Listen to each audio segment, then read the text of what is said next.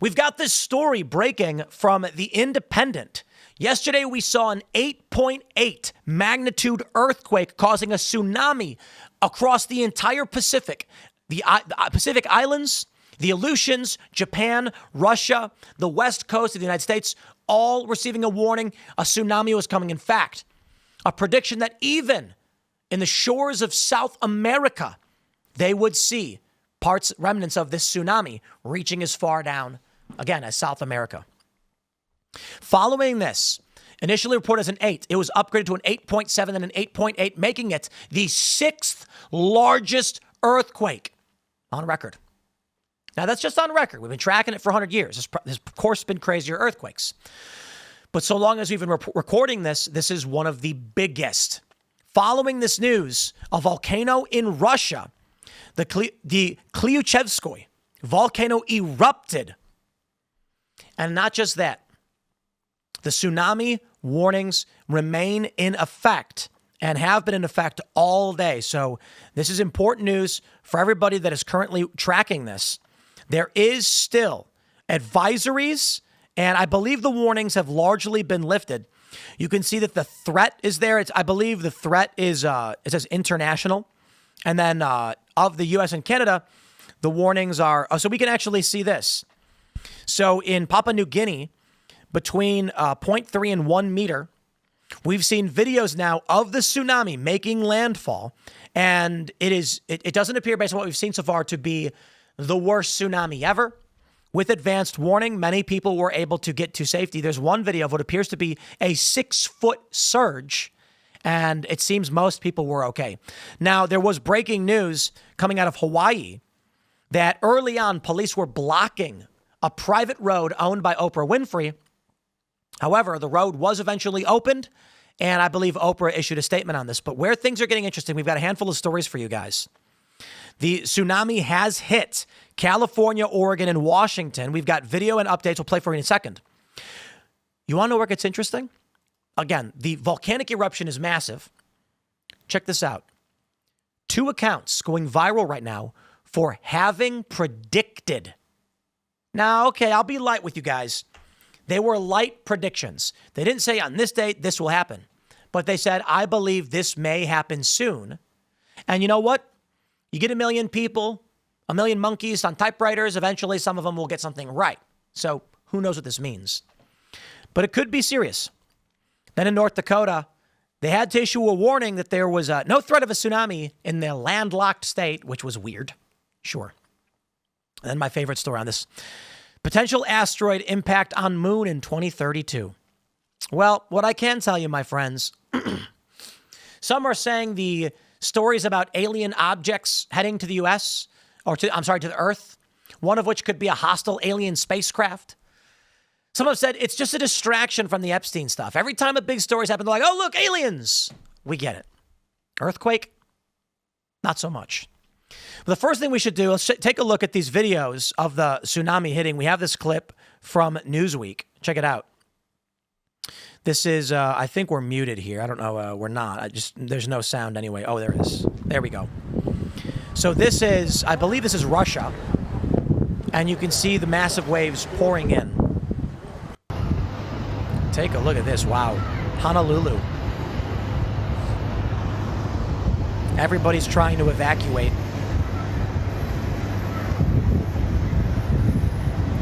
Some people are still out there in the water. There was a crazy video showing the water receding back 100+ feet.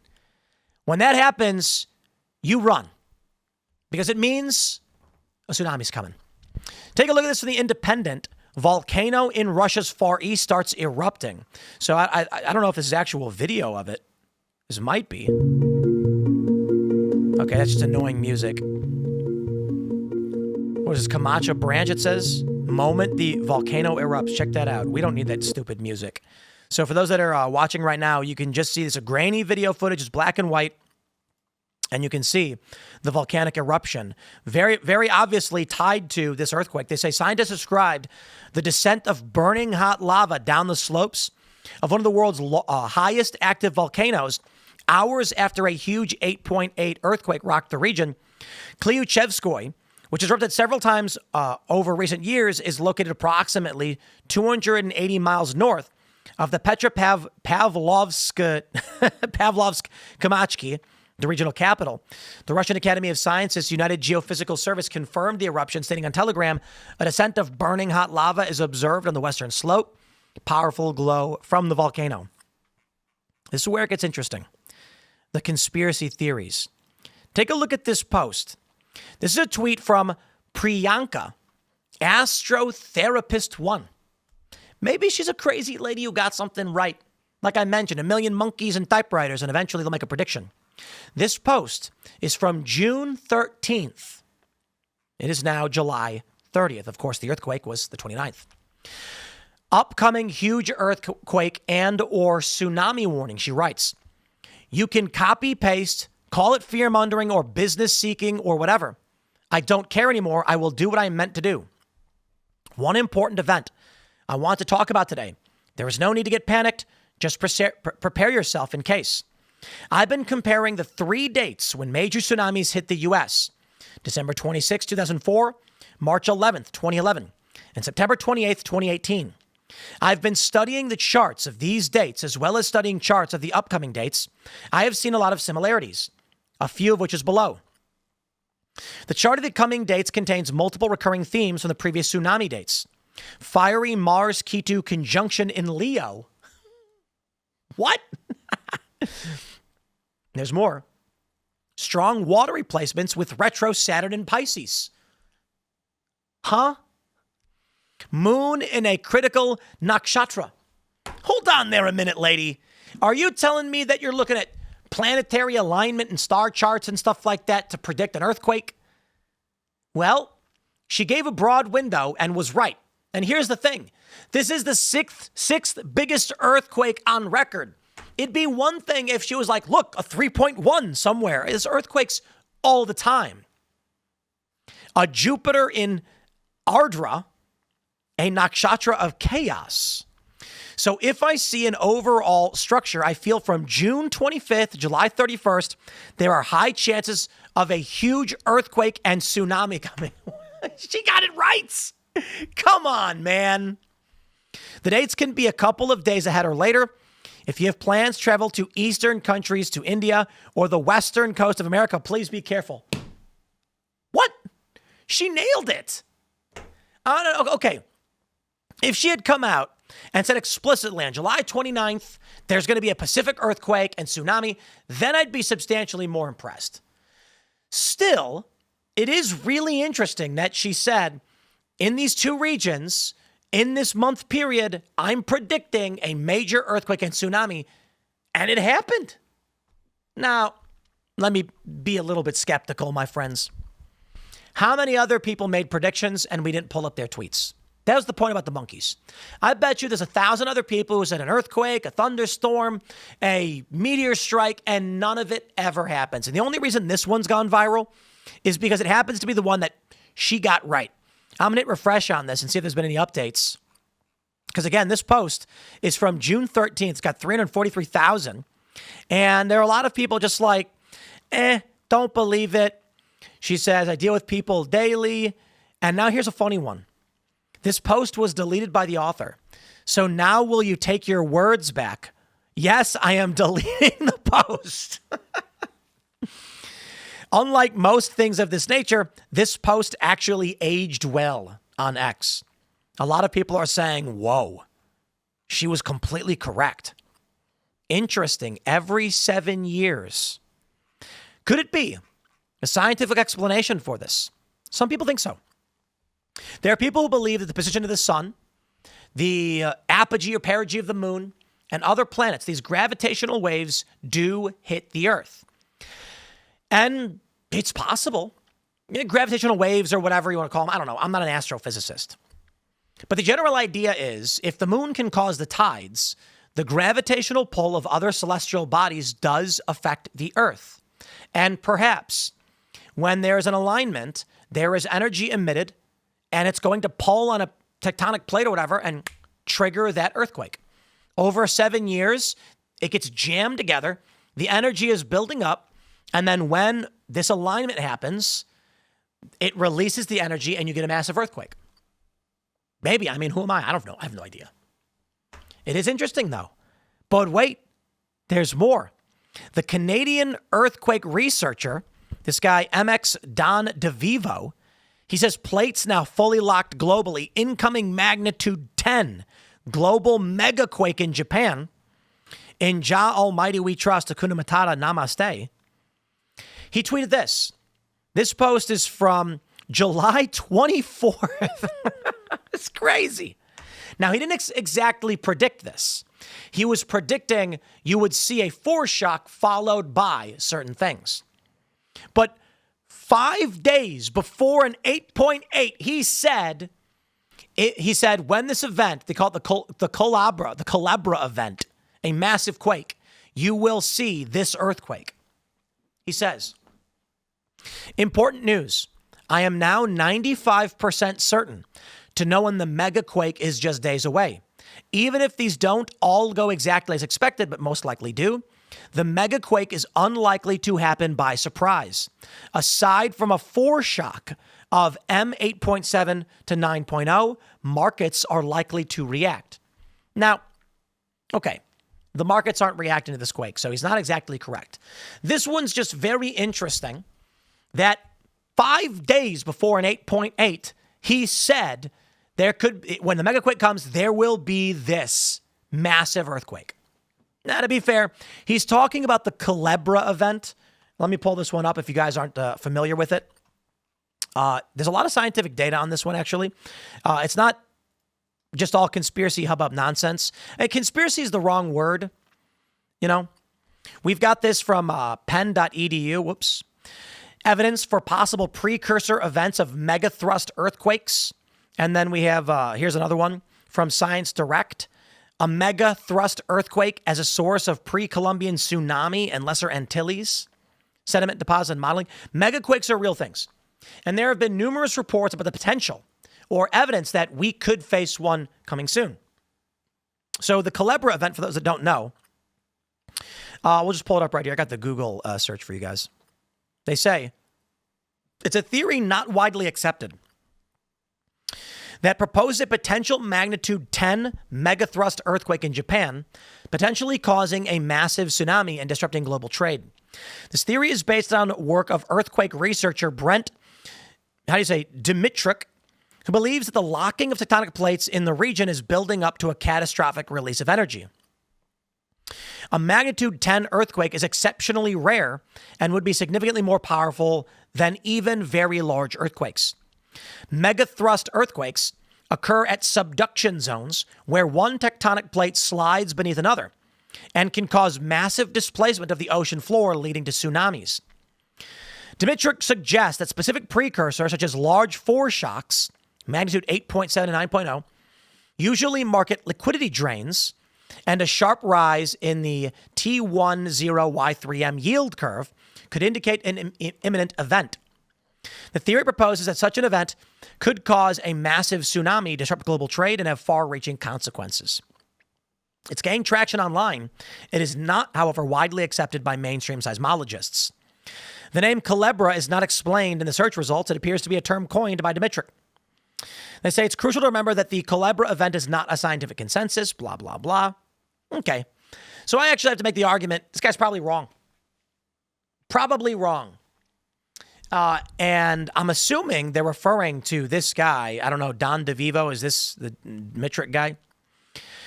If we start to see the markets drain and mass sell-offs following... Okay, I'll put it this way. Here's why I thought it would be funny to highlight this.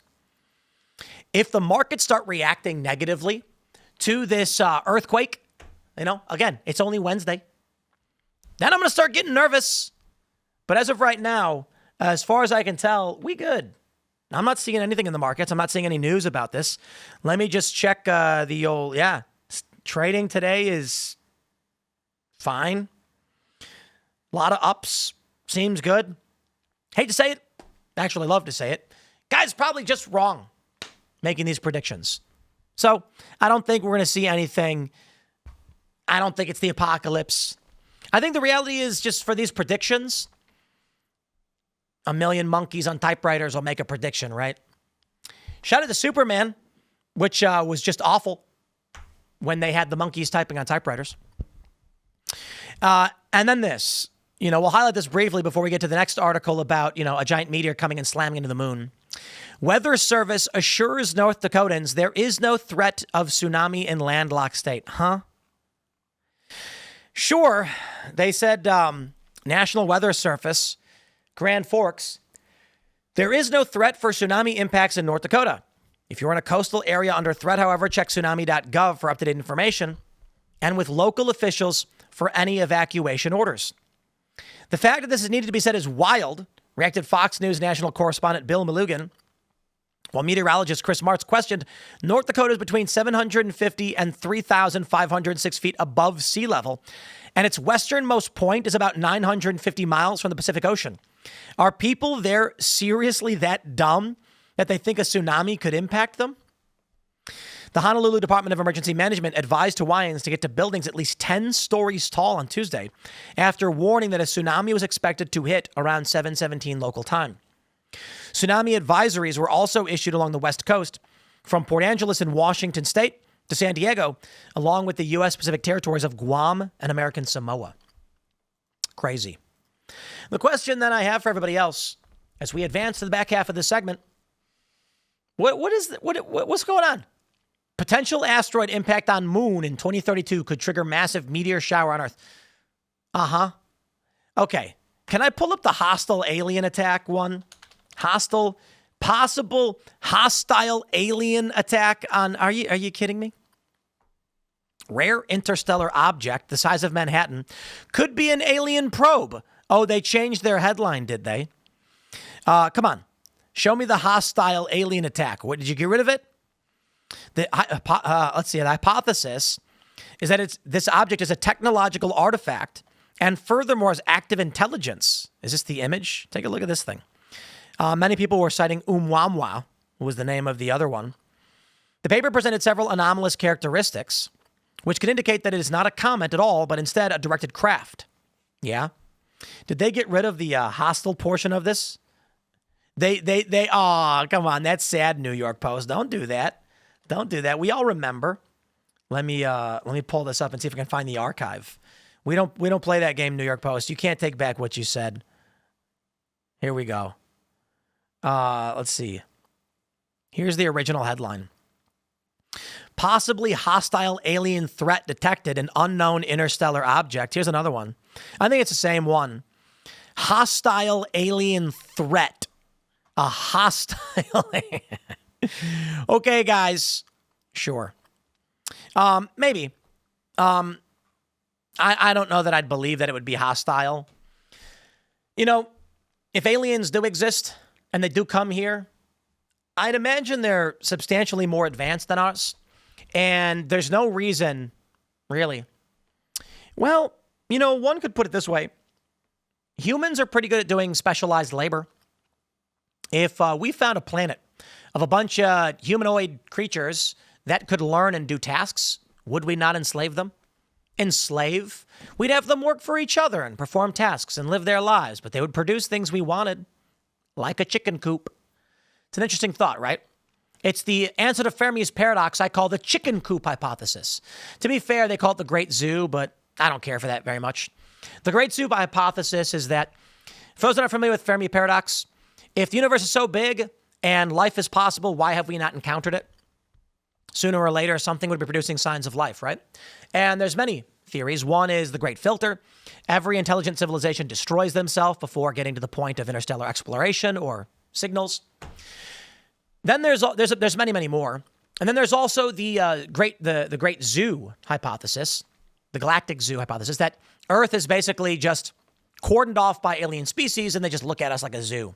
And they watch us do things and it's funny to them, like we do with other animals. Maybe. I like the galactic chicken coop theory, that humans are good at producing stuff. Chickens produce eggs, we take them.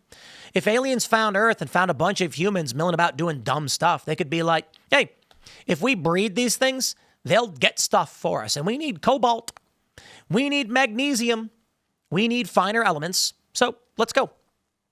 And then when we start building nukes, aliens are like, nah, knock it off. Like when the chickens start fighting, we go in there and say, hey, knock it off.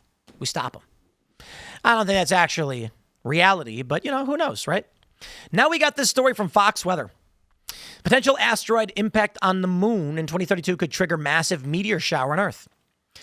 They say, what happens if an asteroid the size of a 15-story building crashes into the moon in 2032? While the chances of the newly discovered asteroid 2024 YR4 hitting the moon in 7 years are slim, there is currently a 96% chance it won't happen.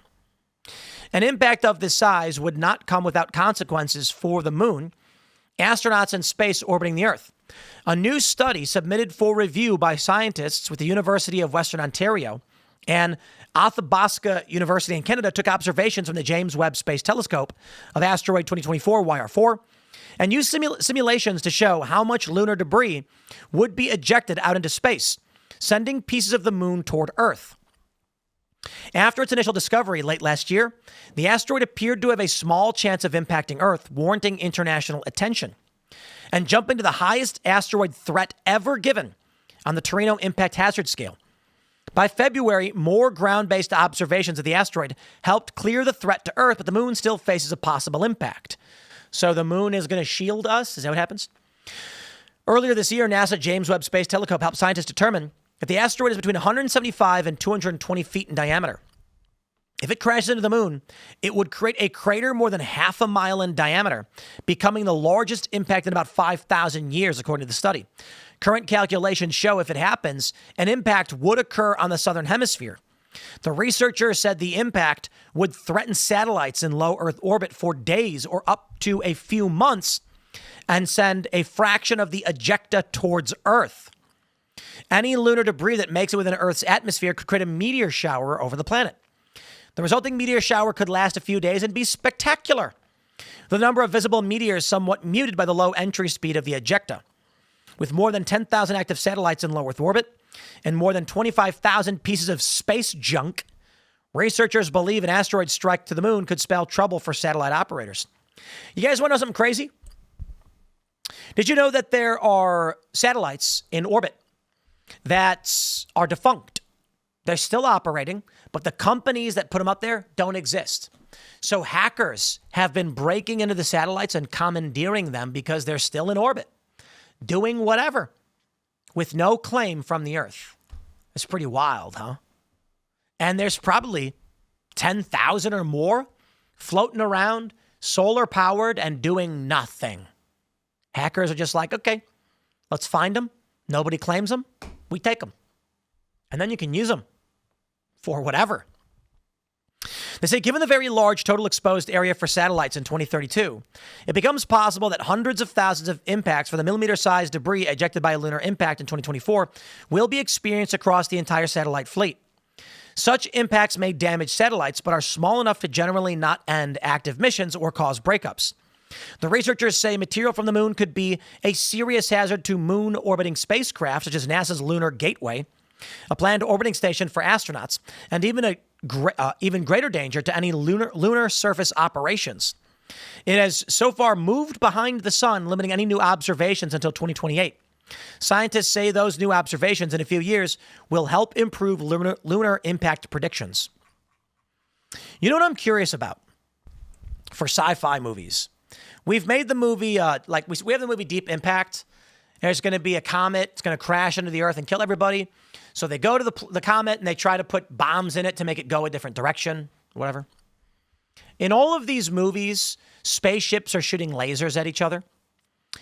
But considering the difficulty in moving these objects and launching in space, could there not be a sci-fi where one alien race wanting to conquer another planet gets a 10-mile wide asteroid, applies over a very long period of time a low amount of energy, shifting its trajectory straight to the planet? Now, I know that in Starship Troopers, the bugs basically did this. So it's clever. They launched a giant rock, flung it at Earth, and destroyed Buenos Aires. I think there's an interesting sci-fi concept. We don't often hear about that. The reason I bring it up is they talk about hostile alien intentions on Earth. So Earth has got a bunch of resources. You want it. So you can't just take an asteroid the size of Manhattan and throw it in an instant.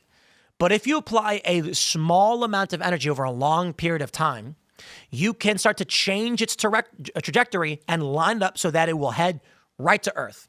And a simple computer can probably calculate that. Just wondering, if aliens attack Earth, is it going to be a spaceship coming down and blowing us up with lasers? Or would they do other things? Bombing the moon? Now, here's a story that I find interesting as I grabbed a bunch of these stories. This is from the 19th, and it says, humanity has dammed so much water, it's shifted Earth's magnetic poles. And here's this from the Pulse. Scientists are warned. Earth's magnetic pole is changing because of something at the core. Maybe, my friends. Now, I got to tell you, the Adam and Eve theory, mud flood theory. Are you familiar with these? They're not so much conspiracies, because conspiracy implies that people are colluding to do something. They're just kind of just weird ideas. The Adam and Eve theory is that every 6,000 or so years, Earth's poles shift and it causes the planet, or whatever causes the pole shift coincides with the planet axis tilting 90 or so degrees. When that happens rapidly, the water gets thrown around the whole planet, causing a great flood. Waves of hundreds of feet. So the planet twists and the water moves and then just keeps going. The great flood slams around the planet, lasting for about a month or so. And then civilization is wiped out in a great flood. But have you ever seen the videos of a flood, my friends? And what happens when the water recedes? A thick coat of mud is all over the ground because the water is containing dust, sediment, dirt, whatever. And when the water starts to recede, that sediment stays and forms a layer of mud over everything. Not always, but typically. Mud flood theory states that there was a great civilization of the earth thousands of years ago, and that a great flood happened, and a massive flood, hundreds of feet, and it carried this big wave of mud, covered up all the buildings. The great empire of Tartaria, they call it.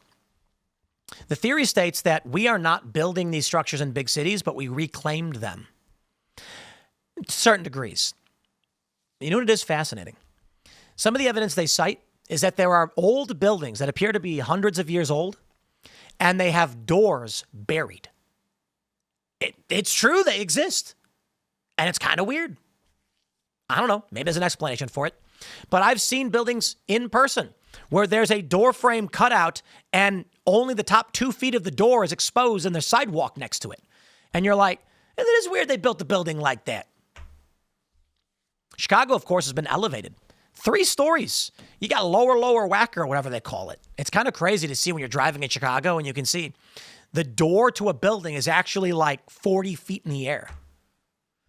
The theory states they coincide, that after this great flood, most of humanity is killed every 6,000 years, and the survivors then carry on to start rebuilding. Maybe. What do I know? All this weather stuff is fun, though. I hope everyone's taking it very seriously, that we have this earthquake and the tsunami and the volcanic eruption. They are predicting the big one. You've got Yellowstone caldera. You've got the potential for the big one, San Andreas Fault. The Pacific Rim could give off a massive earthquake as well. These disasters are predicted. Solar flare, they do happen. And they have happened before. The question is, will they happen in our lifetimes? I don't know.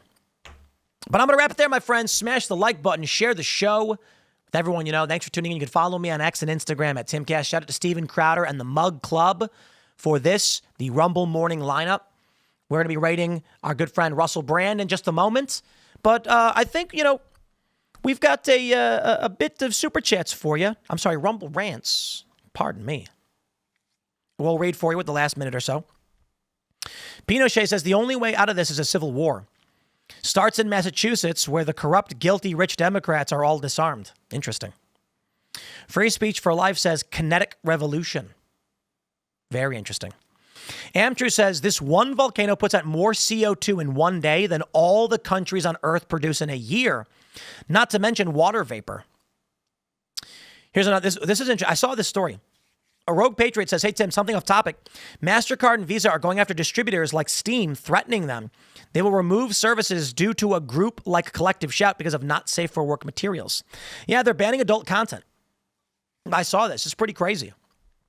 Visa and MasterCard basically telling these companies, we'll pull your processing unless you ban content we don't like. Guys, we've been warning about this. That's why timcast.com uses parallel economy. Because these payment processors will shut you down. Take a look at Michael Knowles on Stripe. They said a legally binding action caused him to shut down his Stripe account. Very, very strange stuff, my friends. Very strange. But let's get that raid on Russell Brand up. I believe he's about to go live. So let's, I always pull up his channel here. Upcoming. We're going to get ready to go with this. And we'll send y'all on your way to hang out with Russell Brand. My friends, smash that like button once again. We're back tonight at 8 p.m. for Timcast IRL. Let's see who we got in the lineup. I believe we have Terrence Pop will be joining us on Timcast IRL, so you don't want to miss it. It's going to be fun. You can find me on X and Instagram at Timcast. Big up Cast Brew Coffee. We want to see you this Saturday in D.C. It was massive. We had, I think we had like 120 or some odd people. It was, so, and it was packed. So it was, tables were huge. One of the employees there autographed a mustard. So basically they had a big bin full of mustards and ketchup. And Andy's walking and he goes, hey, yo, let me get a mustard. And the guy laughed and threw a mustard. He was like, oh, I'm just kidding, man. And then I was signing boards like, hey, sign the mustard. And then I said, wait, how about we sign the mustard, put it randomly on the table, and whoever gets it wins a free signed skateboard. And that's what we did. So we're going to have fun. The Great Police Debate this Saturday in D.C. at the Comedy Loft. Check it out. We'll see you there. Thanks for hanging out. And other than that, we'll see you at 8 p.m.